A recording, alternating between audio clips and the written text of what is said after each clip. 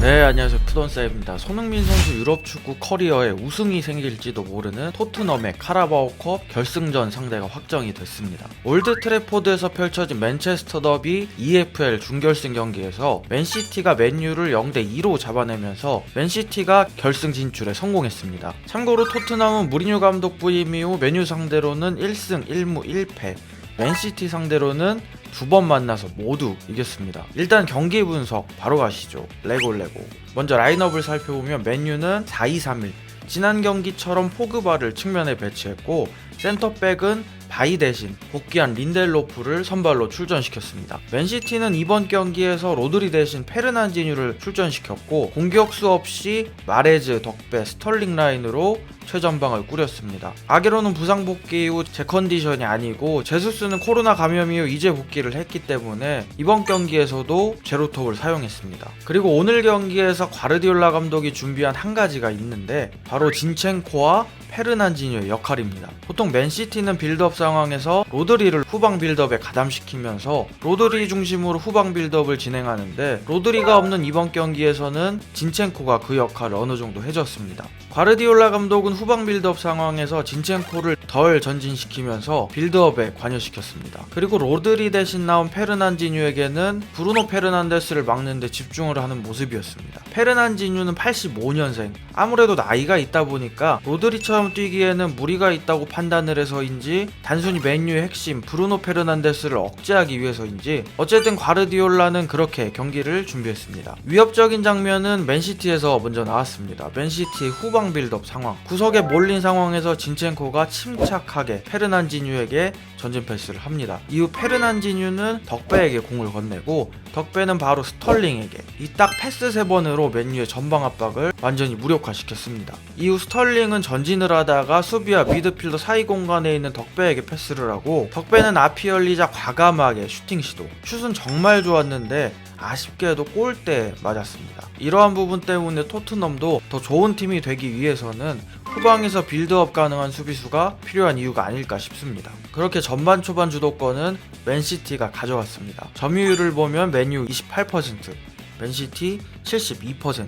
그리고 서로 전방 압박을 놓는 상황에서 전술적 차이에 따른 양팀의 차이가 조금씩 있었습니다. 양팀 미들진을 보면 일단 맨유는 미들진을 정삼각형으로 포메이션을 짰습니다. 반면 맨시티는 미들진을 역삼각형으로 포메이션을 짰고요. 이 차이가 전방 압박 상황에서도 그대로 나왔는데 맨유는 후방에 프레드와 맥토미니를 두고 나머지 인원을 가지고 전방 압박을 합니다. 맨시티는 페르난지뉴만 남기고 나머지 인원을 가지고 전방 압박을 합니다. 그러다 보니까 빌드업 과정에서 상대적으로 맨시티가 좀 더 편했습니다. 푸스코어드 데이터를 보면 패스 시도, 패스 성공 모두 맨시티가 200개 정도 더한 모습. 맨유가 이렇게 경기를 하는 건 아무래도 포그바와 마샤를 기용하면서 오는 수비적인 부분의 부족함을 채우기 위한 솔샤르 감독의 전술 운영인 것 같습니다. 후반 49분 맨시티의 선제골 장면, 측면에서 수비를 하는 과정에서 맥토미니가 스털링에게 파울을 합니다. 이 프리킥을 필포든이 처리를 하고 스톤스가 마무리.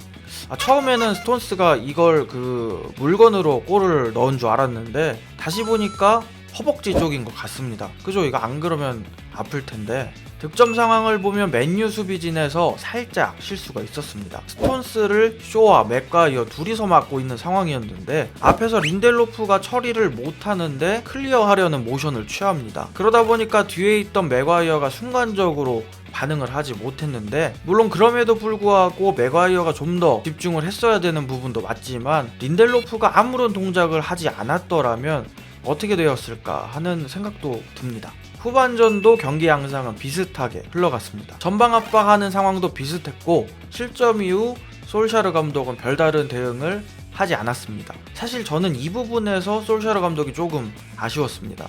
교체 타이밍. 참고로 카라바오컵은 교체가 5명까지 가능합니다. 그리고 실점을 한 상황이라면 좀 더 공격적인 전술 변화를 줄 필요가 있다고 생각하는데 아쉽게도 후반 75분에 첫 교체가 이루어집니다. 실점 이후 맨시티가 점유율을 75%까지 올린 걸 생각하면 교체 타이밍이 조금 늦지 않았나 개인적인 생각입니다. 반면 과르디올라는 점유율이 넘어가자 곧바로 대응을 했습니다. 76분에 지난 5분간 점유율이 올라오는데 맨유가 77%까지 점유율을 올린 상황. 과르디올라는 78분에 곧바로 마레즈를 빼고 로드리를 투입합니다. 그리고 82분 맨시티의 추가골, 이번에도 세트피스 상황. 코너킥 상황에서 마샬이 클리어한 공을 완비사카가 다시 한번 클리어하는데 이 공이 페르난지뉴에게 갑니다. 페르난지뉴는 그대로 발리슛을 통해 추가골 성공. 이후 솔샤르 감독은 부랴부랴 프레드를 빼고 반더비크를 넣어보지만 그대로 0대2로 경기는 마무리. 그리고 개인적으로 오늘 경기에서 맨시티 센터백 루벤 디아스가 참 잘했다고 생각합니다. 클리어면 클리어, 경합, 태클, 수비 리딩까지 뭐랄까 참 돈값을 하는 선수구나 라고 느꼈습니다. 토트넘과 맨시티의 결승전은 조금 먼 4월 25일, 우리나라 시간으로는 4월 26일 새벽 1시에 펼쳐집니다. 그리고 스카이 스포츠에서 중계 예고를 하는데 아스톤 빌라와 토트넘 경기 중계 예고를 그릴리시 대 케인이 아닌 그릴리시 대 손흥민 구도를 잡는 모습까지 보면서 부족한 영상 봐주셔서 감사합니다.